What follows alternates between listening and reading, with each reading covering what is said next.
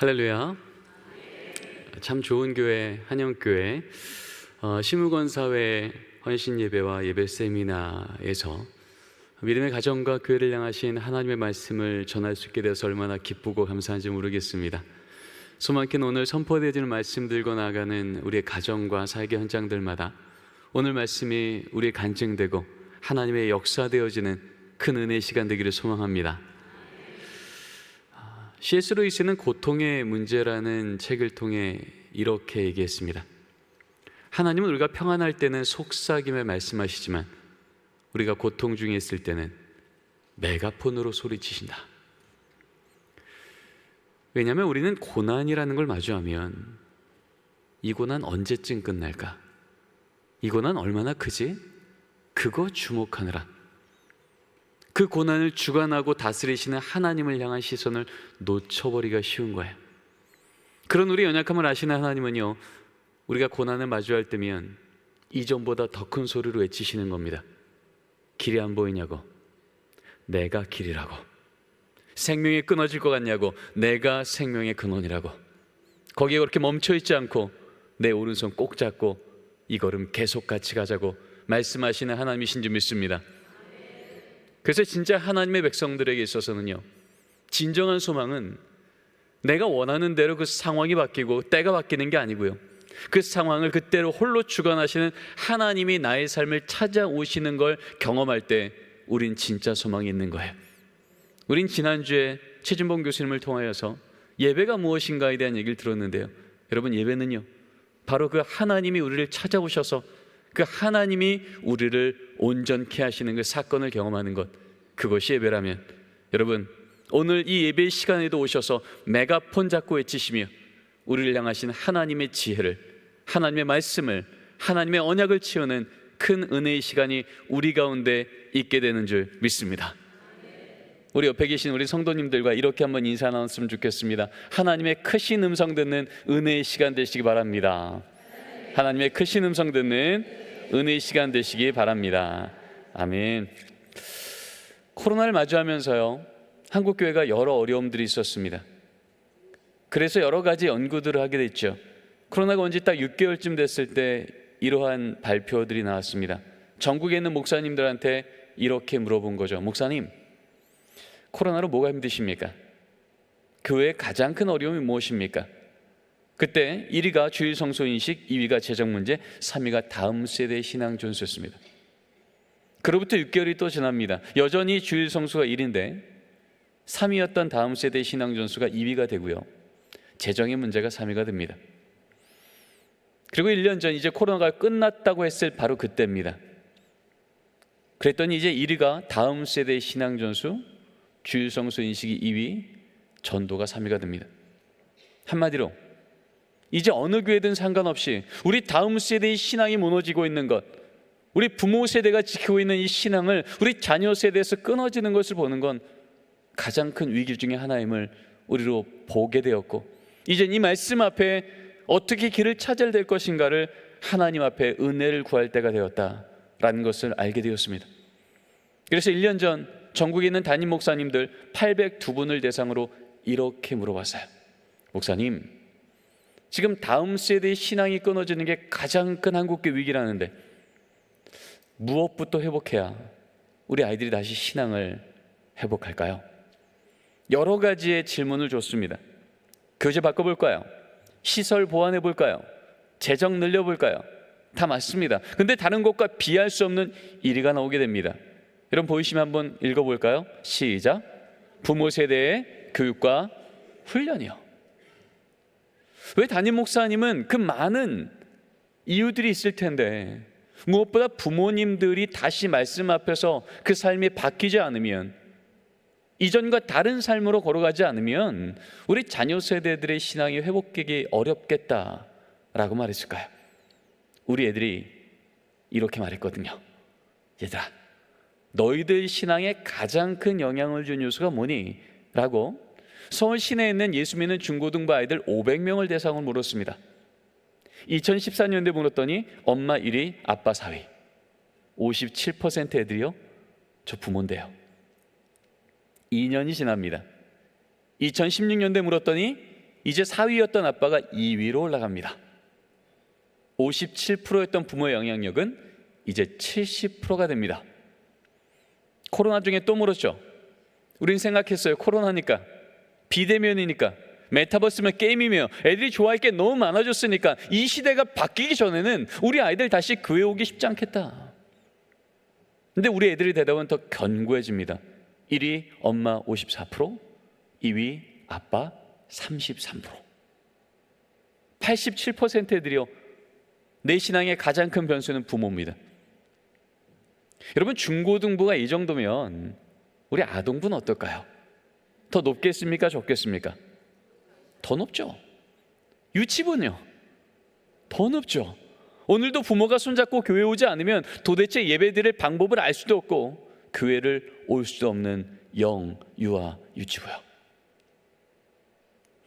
이렇듯 우리 다음 세대의 신앙에, 실질적으로 우리 부모들의 신앙에 가장 큰 영향이라는 것은요, 어떤 학자 얘기가 아니고요, 지금 이 시대 우리 아이들의 대답이었던 거예요. 궁금해졌습니다. 그렇듯 부모의 영향력이 가장 큰 변수라면 예수 믿는 부모는 지금 우리 아이들에게 어떤 영향을 주고 있을까? 이건 역시 코로나 중에 물은 겁니다. 코로나 한복판에 예수 믿는 기독 부모 1,500명을 대상으로 물었습니다. 부모님, 우리 자녀를 양육함에 있어서 4가지의 영역이 있습니다. 인성, 지성, 진로, 신앙. 혹시 부모님은 어떤 교육을 가장 우선적으로 하십니까? 라고 물었어요. 참고로 여기 참여했던 1,500명의 부모는요, 그냥 주일날 교회 오는 부모만이 아니었습니다.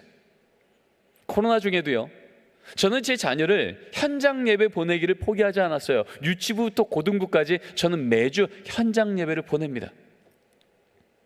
이렇게 말했던 부모들만 대상으로 물었던 거예요. 여러분, 이쯤 되면 1위가 뭘로 나와야 될까요? 당연히 신앙이죠. 근데 결과는 충격적으로 나옵니다. 1위 인성교육, 2위 학습 지성교육, 3위 진로교육. 신앙교육은 꼴찌였습니다. 한마디로 신앙 중요하죠. 성적은 먼저. 신앙 중요하죠. 대학은 먼저. 이게 지금 불편한 우리의 현실이었다는 겁니다. 저는 장신대 교수로 온 지 10년 됐습니다. 그전에는 서울 한 교회에 교육총괄 목사로 매주 우리 부모님을 만나고 아이들을 만나고 교사분들을 만났어요. 그때마다 입버릇처럼 물었던 질문이 바로 이거죠. 집사님, 권사님, 안수집사님, 장로님, 목사님, 개인적으로 회심하셨죠? 그런데 혹시 부모로도 회심하셨습니까? 내 자녀의 성적의 문제 앞에서도, 내 자녀의 대학의 문제 앞에서도 정말 예수가 주인 되어야 된다고 일관적으로 말씀하고 계십니까? 여러분, 초대교회 때부터요, 복음서에도 사도행전에도 계속해서 나오는 우리 그리스도인들의 또 다른 이름은요, 저들은 부활의 증인이라. 이 증인이라서 헬라어 마루투스라는 단어는요, 순교자라는 단어 마털이라는 단어와 어원이 똑같은 단어예요. 한마디로 2000년 전부터 우린 누구냐? 내 인생의 주인은 예수야라고 하는데 세상이 다른 얘기예요. 목숨 걸었다는 겁니다. 내 자녀 인생 가운데 예수가 주인 돼야 되는데 세상이 예수가 아닌 다른 것이 주인 삼으려고 그래요. 대학이요, 직장이요, 스펙이요. 그때 목숨 걸어 내 자녀에게요, 예수의 이름 전했던 자들이 기독교인이었다는 거예요. 여러분, 정말 이 시대 예수 믿는 부모 세대가 목숨 걸어 전한 이름이 예수 이름 맞습니까? 아직 초등학교도 들어가지 않았는데 우리 아이들 귀에 계속해서 들리는 말이 예수의 이름이 아니라 혹시 대학 이름은 아닙니까? 직장 이름은 아닙니까? 연봉 이름은 아닙니까? 성경은요, 하나님께서 우리 다음 세대를 다시 세우겠다, 내가 그 세대를 통해서 내 영광을 다시 회복하겠다 말씀하실 때마다요, 하나님은요 그 다음 세대랑 직접 딜하신 적이 별로 없고요, 대부분 먼저 말씀 맡은 자인 부모 세대에게 명령하셨어요. 우리 첫 번째 말씀부터 같이 한번 읽어볼까요? 마땅히요, 시작.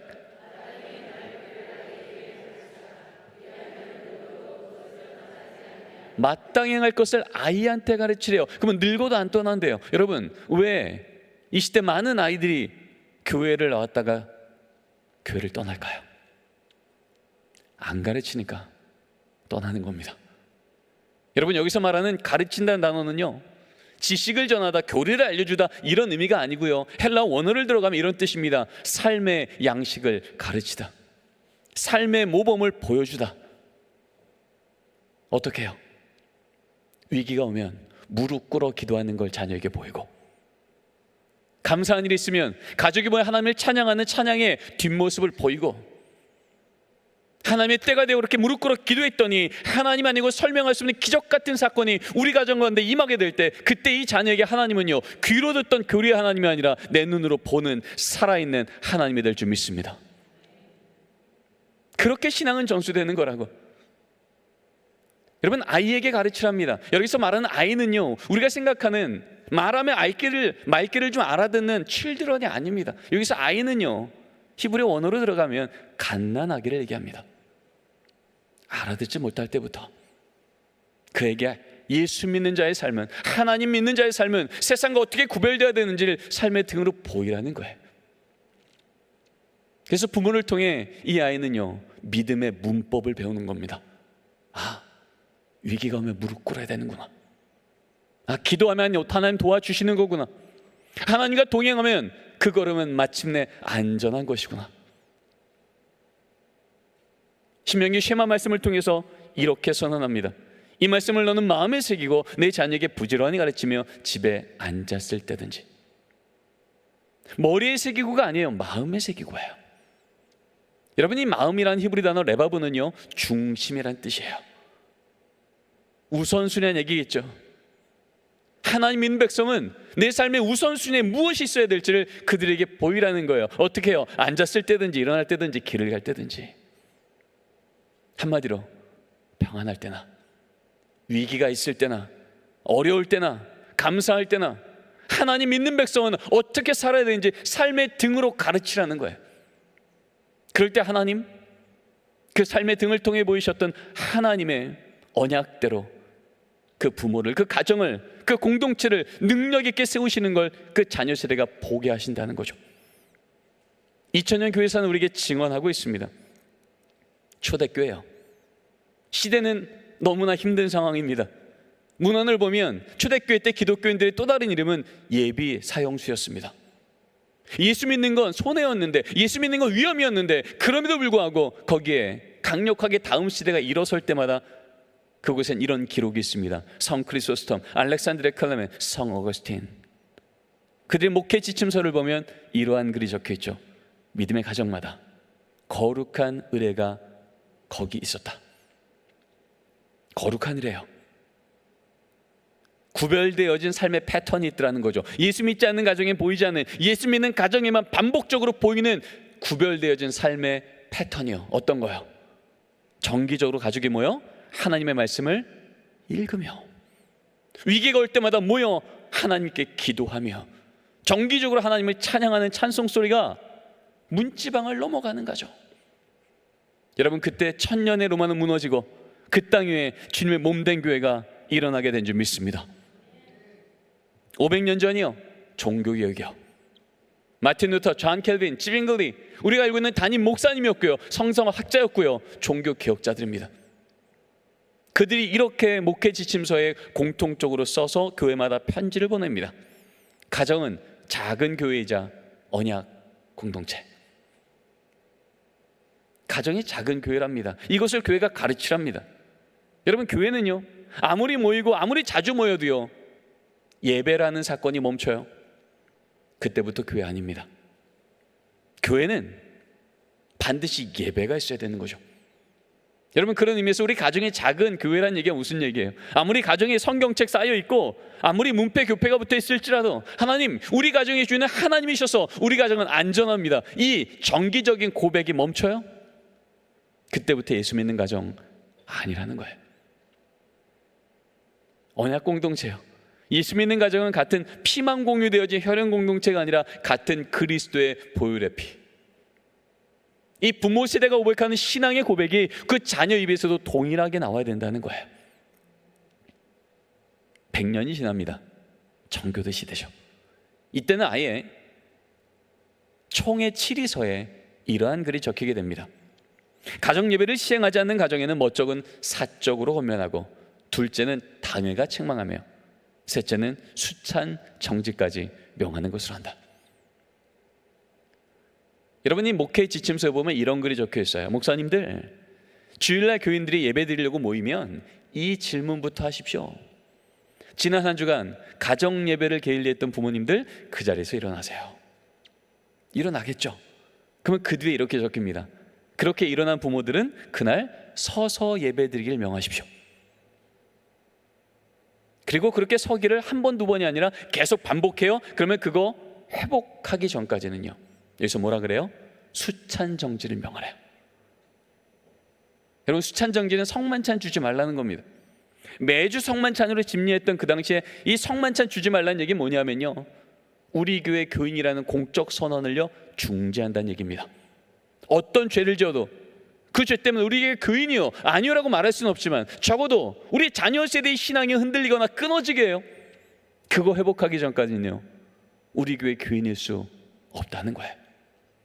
이것이 청교도 시대 때 말씀만 가지고 하나님의 믿음의 다음 세대를 세웠던 중요한 신앙의 고백들이었습니다. 우리나라는 선교 초기 때부터 이걸 잘 배웠던 나라예요. 왜요? 이 청교도인들이 미국을 건너갔다가 139년 전 바로 그 신앙의 그 뿌리를 들고 복음 들고 이 땅에 왔잖아요. 100년 전입니다. 1918년도에 성경 잡지가 처음으로 발간됩니다. 놀랍게도 1권 첫 번째 페이지 첫 번째 문장이 가정예배로 시작돼요. 같이 한번 읽어볼까요? 시작. 가정예배는 도덕근본상의 작용이요 그리스도교의 일종 특색으로 수신제가의 요소로다. 여러분, 가정예배가요 그리스도교의 일종 특색이래요. 저 집안이 예수 믿는 집안인지 안 믿는 집안인지 뭐부터 보라는 겁니까? 가정예배에 있는지부터 보라는 거예요. 수신제가요, 나라 쫓아 뺏겨버렸던 그때 우리 집안이 다시 일어서고 우리 가정이 다시 일어서는 거, 하나님, 이 나라가 망한 것처럼 보였어도 이 나라의 왕이신 하나님이 우리 가정의 주인 되어 주시면, 우리 자녀 인생의 주인 되어 주시면 우리 집안 다시 일어섭니다. 우리 자녀 다시 일어섭니다. 여러분, 이 고백을 했던 것이 바로 100년 전 우리 조선교회의 고백들이었다는 거예요. 1922년도에는요 아예 조선 예수교 장로의 헌법에 이렇게 기록이 됩니다. 같이 한번 읽겠습니다. 가정예배는 시작.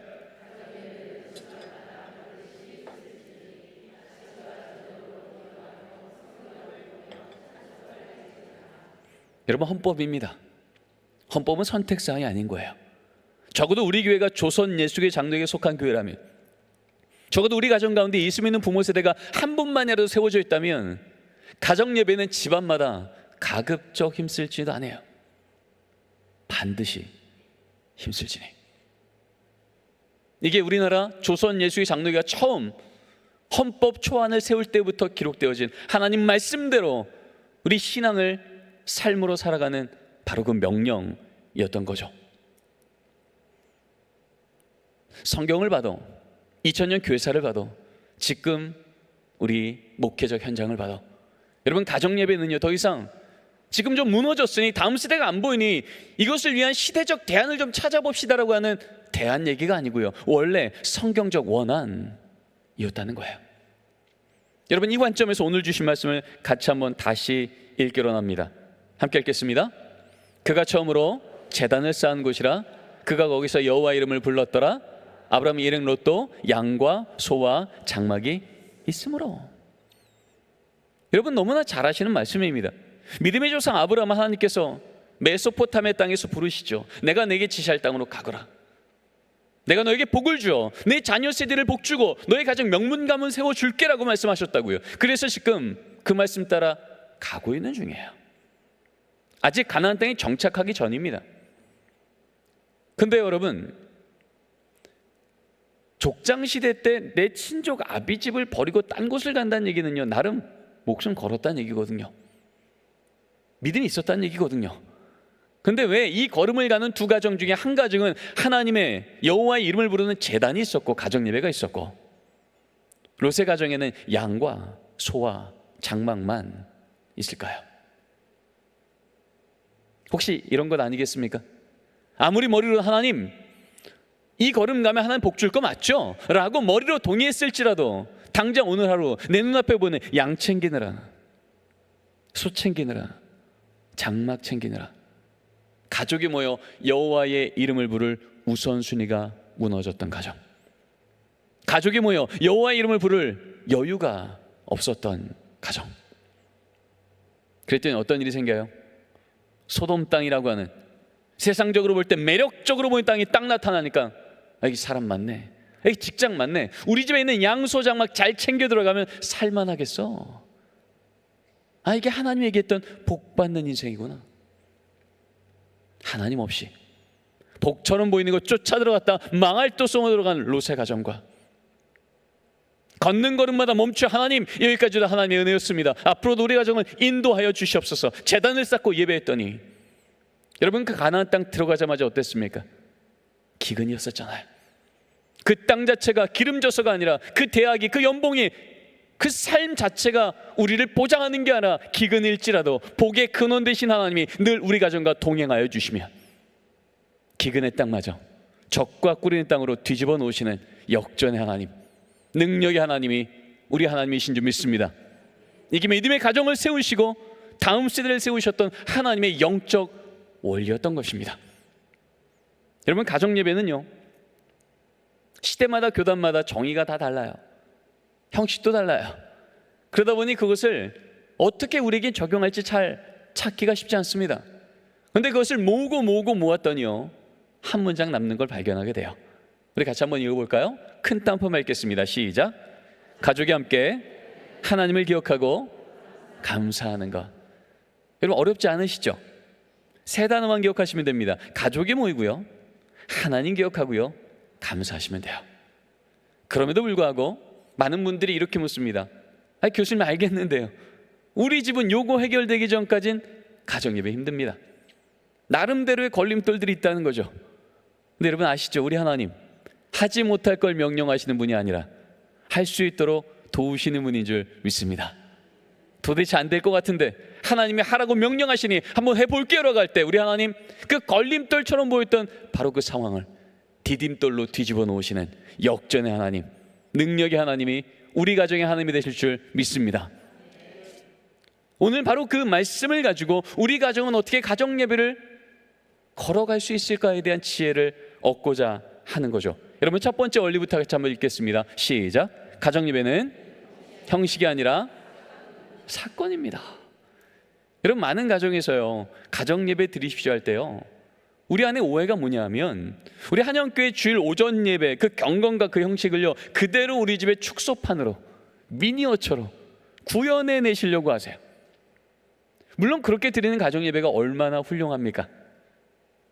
그런데 성경은요, 하나님께서 가정 예배를 참 기뻐 받으셨다 말씀하시는 그 많은 구절을 봐도 하나님은 늘 형식에는 별 관심이 없으시고요, 늘 사건에 관심이 있으셨어요. 아까 읽었던 말씀을 보십시오. 아브라함 가정에 30분 예배 드렸다, 안 떠들고 예배 드렸다, 옷 갈아입고 예배 드렸다, 이런 말 있을까요? 언급조차 없습니다. 가정 예배를 안 드리면 7일까지 했었던 청교도 시대요, 그 목회 지침서에 이렇게 적혀 있습니다. 가정 예배요, 가족이 모여 성경 한 구절만 읽어도 가정 예배 이미 드린 겁니다. 성경 한 구절 읽고 기도하고 찬송까지 했습니까? 가정 예배 더 잘 드린 겁니다. 여러분 얼굴이 활짝 피셨어요. 여러분 형식에 대해서는 아예 언급조차 없다고요. 저희 집은 가정 예배를 지금 15년째 매일 드리고 있어요. 제 기억에 가정 예배가 빠뜨린 날이 없었던 것 같습니다. 그럼에도 불구하고 저희 집 가정 예배는요, 우리 아이들의 가정 예배 드리는 형식은요 지금도 저는 적응이 안 돼요. 분명히 눈은 천장을 보는데 손은 바닥을 쓰시고요, 허리는 거의 연체동물에 입은 끊임없이 떠드세요. 엊그제도 가정 예배 때 거의 빠지지 않은 멘트가 또 한 번 나왔죠. 누나 왜 눈 떴어? 너 왜 떴어? 여러분 저희 아이들이 태어나서 가정 예배를 늘 드려왔음에도 불구하고요, 얼마나 신실한지 몰라요. 이 멘트는 빠지지 않고 예배 때마다 나옵니다.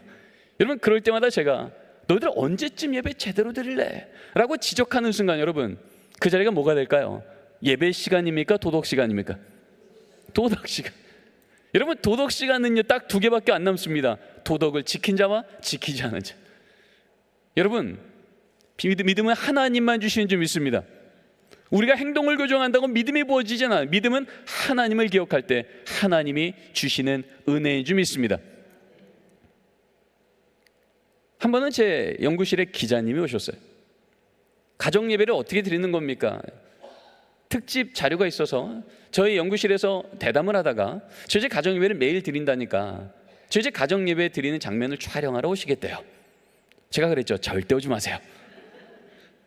왜냐면 제가 봐도 저희 집 가정 예배들이 형식만 보면 여러분들 시험 당하기 딱 좋거든요. 그래서 제가 절대 오지 마세요 했더니 기자님이 저한테 그러는 거죠. 그러면 교수님 사진만 몇 컷 좀 보내주세요. 그래서 사진도 혹시 뭐 이렇게 도움될지 모르겠습니다. 그리고 이제 그날 저녁에 우리 아이들한테 얘기했어요. 얘들아, 오늘 가정 예배 드릴 때 사진을 좀 몇 컷 찍으면 혹시나 기독교 뉴스 자료화면에 이 사진이 나갈 수도 있대 라고 말한 다음에 그날 저녁에 가정 예배 드릴 때 찍었던 사진이 이 사진입니다. 성령 충만한 얼굴이에요. 저는 이 사진을 찍으면서 깜짝 놀랐습니다. 이날까지 이렇게 찬양한 거 한 번도 본 적이 없거든요. 늘 누워 계셨거든요. 근데 이날은 사진 한번 찍는단 말에 눈을 감고 손을 올리고 가슴에 손을 모으고 이러고 찬양을 하는 거예요. 말씀 들을 때 찍었던 사진이 이 사진입니다. 얼굴엔 온화한 미소와 허리는 꼿꼿이 펴고 성경을 뚫어지게 쳐다보는 집중력이요. 예배 끝날 때까지 의동하지 않으시는 거예요. 늘 이마가 땅에 붙어 계시는 분들이 이날은 이러고 예배를 드리는 거죠. 제가 그날 저녁에 잠을 자려고 하는데 잠이 안 오는 겁니다. 도대체 우리 애들은 이렇게 어린 애들이 위선적일까? 이거 다 거짓인데, 조작인데 이 사진 절대 보내면 안 되겠다. 제 마음이 너무 불편해서 뒤척뒤척 했는데요, 하나님이 제 마음속에 이런 깨달음을 주신 거예요. 그랬구나. 난 오늘도 또 까먹었네 싶어서 또 지적하고 또 혼내려고 그러는데 아니었네. 다 알고 있었네. 까먹어서가 아니라 아직 미성숙해서 못했던 거였구나. 철을 따라 열매 맺으시는 하나님. 시편 1편 3절 말씀을 제 마음에 선명하게 기억나게 하십니다. 오늘도 이 부모는요, 우리 자녀가 가을의 계절을 기대한 거예요. 누가 봐도 열매가 풍성하고요, 입에서 나오는 말들마다 어디 가서 간증하고 싶은 그런 말을 기대했는데 지금 우리 애들의 계절은 뭐예요? 가을이에요, 봄이에요? 봄도 완전 초봄.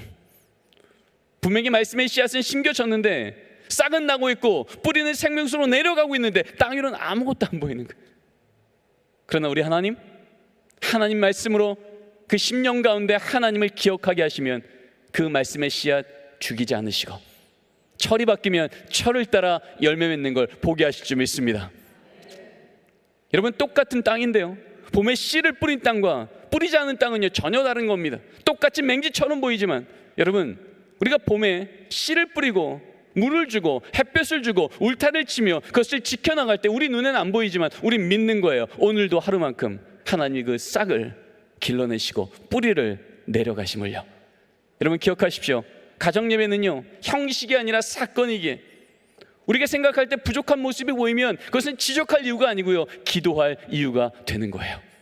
하나님, 이게 우리 가정의 현실이지만 오늘도 비어있는 이 그릇만큼 오늘 하루만큼 주의 은혜를 덮어 주시옵소서.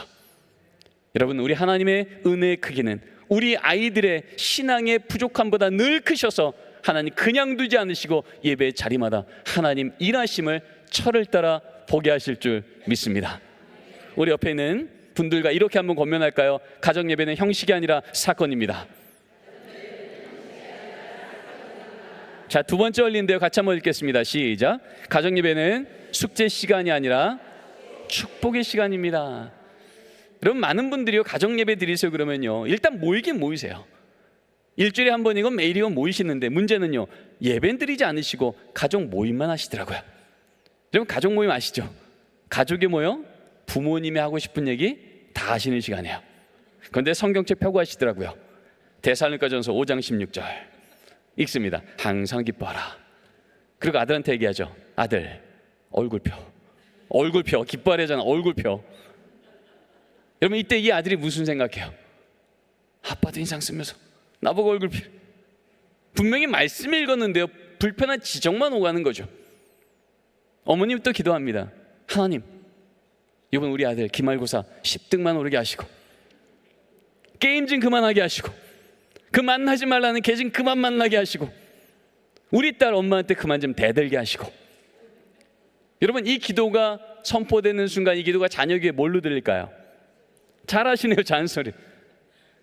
부모에게는 정직한 기도, 간절한 기도 맞겠죠. 그러나 기억하십시오, 여러분, 그 기도는요, 여러분 개인 기도 시간에 하십시오. 가정 예배는요, 오직 우리 가정의 가장이신 하나님 아버지만 말씀하시는 시간에, 그럼 말씀 있는 아버지도 하나님 앞에 아들이고요, 기도하는 어머님도 하나님 앞에 딸이고요, 아들도 아들, 딸도 딸이에요. 그러면 온 가족이 하나님의 자녀로 서서 하나님 아버지 말씀만 우리에게 선언하시는 거죠. 그럼 똑같은 말씀 읽고도요, 이렇게 바뀝니다. 항상 기뻐하라 읽고 나서요, 아버지가 아들한테 얘기합니다. 아들, 항상 기뻐하라는 말씀을 내가 듣고 나니 네가 건강한 것만으로도, 네가 믿음 지키고 있는 것만으로도 기뻐하지 못했던 아빠가 부끄럽구나. 아빠가 항상 기뻐할 수 있도록 노력해야겠다. 넌 좀 어떠니? 여러분, 이때 이 아들이 무슨 생각할까요? 오, 고순대. 여러분, 그러겠습니까? 아니죠. 아, 이거 괜찮네. 도대체 바뀔 것 같지 않다면 아버지가 하나님 말씀 앞에서 바뀌시네? 나도 내 인생 좀 바뀌었으면 좋겠는데, 나도 우리 아버지처럼 말씀 한 구절 제대로 만나 내 인생 좀 바뀌었으면 좋겠다. 어머님이 또 기도합니다. 하나님, 오늘 우리 집에 또 어려운 일이 생겼습니다. 어려운 일이 생긴 것을 아심에도 불구하고 오늘 말씀에 기뻐하라 하셨사오니, 오늘 어려운 이 사건이 간증거리로 바뀌는 그날까지 여종의 입술에 바수건 세워주시고, 그 걸음 인도하신 주인성 꼭 붙들 수 있도록 여종의 손에 믿음의 힘을 더하여 주시옵소서. 여러분, 이때 이 딸이 무슨 생각하겠습니까? 이쯤이면 우리 엄마도 하나님 원망할 줄 알았는데, 절망할 줄 알았는데, 여기 진짜 신앙의 거인이 앉아있네. 나도 우리 엄마처럼 예수님 제대로 만나 어떤 상황에도 흔들리지 않는 멋진 인생 살고 싶다. 나도 성적 때문에, 외모 때문에, 돈 때문에 내 인생 흔들려서 너무 괴로웠는데, 나도 우리 어머님처럼 예수님 제대로 만나 어떤 상황에도 흔들리지 않는 안전한 인생 살고 싶다. 여러분, 이 딸이 기도가 뭔지를 그 자리에서 배우지 않겠습니까? 여러분, 가정 예배는 바로 그러한 자리입니다. 부모가 하고 싶은 얘기를 하는 자리가 아니라 온 가족이 하나님의 자녀로 앉아 주의 말씀만이 우리에게 주시는 말씀 앞에 응답하는 자리. 그때 하나님이 우리의 믿음의 부모의 고백을 자녀 귀로 듣게 하시며, 믿음은 어디서 나죠? 들음에서 나며, 그 부모의 고백이 우리 자녀의 고백이 되는 길을 인도해 주실 줄 믿습니다. 우리 마지막입니다. 같이 한번 읽겠습니다. 시작. 가정 예배는 시간이 없어서가 아니라 시간 내서 드리는 겁니다. 여러분, 정말 중요한 건 시간 내는 거예요. 여러분, 어떤 집안도요, 시간 없다고 몇 끼째 밥을 굶진 않아요. 밥 안 먹으면 못 사니까. 유괴 양식도 아무리 시간 없어서 시간 내서 먹어야 되는데, 그래야 사는데, 여러분, 믿음의 가정이요, 우리 자녀만큼은 예수의 이름 들고 세상 속에서 하나님께서 인도하시는 세상을 거슬러 올라가는 영광의 삶을 살기 원한다 말한다면 정말 시간 내서 하나님의 말씀을 자녀가 영적인 음식을 먹어야 되지 않겠습니까? 저희 집은 가정 예배를 9시 반에 드립니다. 근데 9시 반에 제가 집에 들어가는 날이 절반이 안 돼요. 근데 어떻게 15년째 가정 예배가 매일 드려졌을까요? 어렵지 않습니다. 저 빼고 드리면 됩니다. 설교하느라, 수업하느라, 회의하느라 9시 반에 집에 못 들어가는 걸 누가 아실까요? 하나님이 아세요. 그건 저녁밥 먹을 때쯤 되면 제 아내가 애들한테 얘기합니다. 얘들아, 오늘 아빠가 하나님께서 말씀 전하시느라 가정 예배 못 들어오셔. 그러면요, 저녁밥 먹고 나서 이제 가정 예배 드릴 때요, 우리 애들 2명 중에 1명은 반드시 이렇게 기도합니다. 하나님, 아빠 말씀 잘 전하게 하시고 돌아올 때 안전하게 돌아오게 주세요. 여러분, 이 10초도 안 되는 기도가 딱 선포되는 순간 제가 없는 그 자리는 뭡니까? 아빠의 부재입니까? 아니면 가족이 모여 그 자리에 없는 가족을 기억하며 중보하며 응원하며 영으로 하나 되는 시간이겠습니까? 전자입니까? 후자입니까? 마땅히 후자죠. 우리 남편이 일터에 있느라, 우리 딸이 학원 가 있느라, 우리 아들이 군대 가 있느라, 직장 때문에 다른 도시 있느라 여러분 모이지 못한다면요, 여러분 모일 수 있는 가정만 모이십시오. 하지만 그렇게 모여서 하나님, 이번 주도 하나님이 우리 가정의 주인 되어 주셔서 우리 가정은 안전합니다.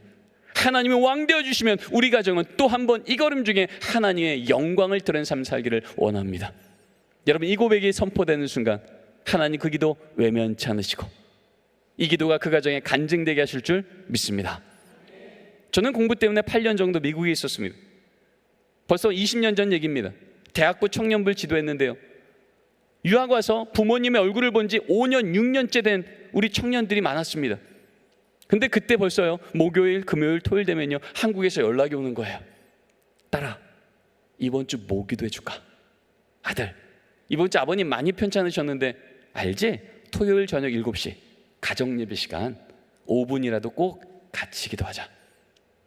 여러분, 지구 저 반대편인데요, 이 믿음의 부모가 그 자리를 지키며 알려주었더니요, 같은 시간에 같은 하나님께 같은 기도 제목으로 같은 믿음 갖고 하나님, 이번 주간도 하나님 우리 가정의 주인 되어 주시면 우리의 간구는 간증이 될 것이요, 우리의 찬양은 하나님께 영광 될 겁니다. 이 고백이 계속해서 흘러가게 된 줄 믿습니다. 그러다가 때가 되어서 여러분, 하나님이 그 가정에 그 기도의 역사를 이루어 주셨을 때, 이건 부모만의 간증이 아니고요, 실시간으로 저 지구 저 반대편에 있는 미국에 있는 우리 자녀의 간증이 되는 거예요. 왜요? 같이 기도했으니까. 하나님 그렇게 우리 자녀를, 그렇게 우리 가정을 하나님이 주인 된 가정으로 빚어가실 줄 믿습니다. 어떨 때는 저희 가정이 9시 반에 차 안에 있을 때도 있어요. 그때는 제가 애들한테 얘기합니다. 얘들아, 가정 예배는 가족이 모여 하나님 기억하고 감사하는 건데 모두 차 안에 있으니, 자, 오늘은 각자 삶 속에 하나님께 감사한 거 있으면 나눠보자. 우리 혜인님 뭐가 감사해? 제 딸이 그럽니다. 아빠, 저 학교에서요 걔랑 오늘 화해했어요. 그래, 하나님이 화해하는 마음 주셨구나. 참 감사하다. 가족이 모였죠. 하나님 기억했죠. 감사했잖아요. 가정 예배가 될까요? 안 될까요? 됩니다. 제 아들한테도 묻죠. 아들아, 뭐 감사해? 요즘은 안 그런데요, 초등학교 3학년 때까지만 해도요 늘 대답이 똑같았어요. 뭐 감사해? 그러면요, 없는데. 맨날 없대요. 저 가만히 있지 않죠. 너 오늘 저녁 반찬 뭐였어? 고등어구이요. 그래, 고등어구이는 누가 주셨을까? 마트가. 아니, 마트는 판 거지. 누가 주셨을까? 어부가. 아니, 어부는 잡은 거지. 누가 주셨을까? 이러면 끝까지 가서 누구의 이름을 받아내요? 하나님. 그래, 하나님, 오늘도 너를 키가 자라고 지혜가 자라게 하시려고 네가 알지 못할 때 저 바다 끝에서 고등어 알을 낳게 하시고 자라게 하시고 잡히게 하시고 요리되게 해서 네 입에 쏙 넣어주신, 오늘 네가 먹은 거는 고등어 구이가 아니라 은혜 조각이네. 은혜 조각. 애가 씩 웃습니다. 믿음이 쏟는 게 아니에요. 허탈해 쏟는 거죠. 여러분, 이 아이는요 고등어 구이를 보고 은혜 조각이라고 말하면 믿음도 없어요, 고백도 없어요, 아무것도 없어요. 근데 뭔 할 수 있어요? 그렇게 말하는 부모의 말을 귀로 들을 수 있어요. 믿음은 어디서 난다고요? 들음에서 나며. 여러분, 고등어구이 하나를 봐도요 은혜 쪽으로 말하는 그 부모의 고백들을 어려서부터 예배 때마다 그 귀로 들을 때 세상을 믿음으로 보는 믿음의 눈이 그에게 덮어질 줄 믿습니다. 말씀을 정리하고자 합니다. 여러분, 지금 이 시대가 우리 아이들을 제자 삼고 있습니다. 핸드폰 통해서, 인터넷 통해서, 게임 통해서, 학교에서 경험한 음란문화, 폭력문화, 이기심문화, 물질주의 문화, 이렇게 안 살면 손해볼 거라고, 이렇게 안 살면 밀려날 거라고 우리 아이들에게 매일 위협합니다. 그래서 우리 아이들 주일날 예배드리지만 월요일부터 세상 급히 쫓아가다 보면, 학원 급히 쫓아가다 보면 대입이라는 골리앗을, 직장이라는 골리앗을, 결혼이라는 골리앗을 턱턱턱 다갔습니다. 그때마다 세상은 말합니다. 여기 조금 더 큰 돌멩이 있다고, 좀 더 큰 스펙이 있다고, 사울의 칼이 있다고, 이거 들고 가면 이길만 할 거라고. 우리 알고 있죠? 세상 만만치 않습니다. 그러나 우리는 동시에 기억하고 있습니다. 다윗이 골리앗을 쓰러뜨렸던 진짜 무기는 술에서 나갔던 돌멩이가 아니라 입에서 나갔던 믿음의 고백인 줄 믿습니다. 너는 칼과 창과 단창으로 내게 오거니와 난 내가 목욕하는 만군의 여호와 이스라엘 군대 하나님의 이름으로 내게 가노라. 여러분, 진짜 우리 다음 세대에게 쥐어줘야 될 돌멩이는 뭡니까? 더 큰 돌멩이가 아니라 아무리 작은 돌멩이일지라도 골리앗보다 능히 크신 하나님이 나와 함께 하시면 골리앗은 쓰러진다는 믿음의 돌을 쥐어줘야 될지 믿습니다. 여러분, 그 믿음의 돌은 어쩌다 우연히가 아니라 하나님 말씀대로 순종하는 가정예배 자리부터 우리가 눈엔 보이지 않아도 그때가 언제 올지 몰라도 하나님께서 동행하시는 걸음 위에 두세 사람만 모여도 함께 하신다는 그 말씀 앞에 그 자리 지키며 우리 믿음의 고백을 자녀 귀에 듣게 할 때 우리 하나님, 우리 자녀 작은 돌멩이로도 골리앗을 능히 쓰러뜨리는 믿음의 용장들로 그렇게 하나님 길러가실 줄 믿습니다. 우리 뵙계신 분들하고 이렇게 선언하길 원합니다. 가정예배는 대안이 아니라 원안입니다. 기도하시겠습니다. 주님 감사합니다. 지금 다음 세대가 무너졌다고 하지만 하나님, 이 세상보다 크신 하나님이 우리 다음 세대와 가정예배를 통해서 매일이건 일주일에 한 번이건 그 하나님이 누구신지를 그 귀에 들려줄 때 하나님 언약하신 대로 그 가정 하나님의 영광 돌리는 가정으로 다음 세대로 세워주실 줄 믿습니다. 하나님, 아브라함 믿음의 조상 그 첫 세대부터 어떻게 다음 세대를 세워가셨는지 주의 말씀을 듣게 하셨사오니 하나님, 우리 가정 가운데 가정 예배가 다시금 회복되게 하시사 형식이 아니라 사건으로, 가족 모임이 아니라 가정 예배로, 시간 없어서가 아니라 시간 내서 드리는 그 자리 위에 하나님의 그 거룩한 뜻이 우리 가정과 우리 교회와 하나님 앞에 드리는 모든 제목들 위에 주의 역사로 드러나게 하여 주시옵소서. 감사하며 예수님의 이름으로 기도드립니다.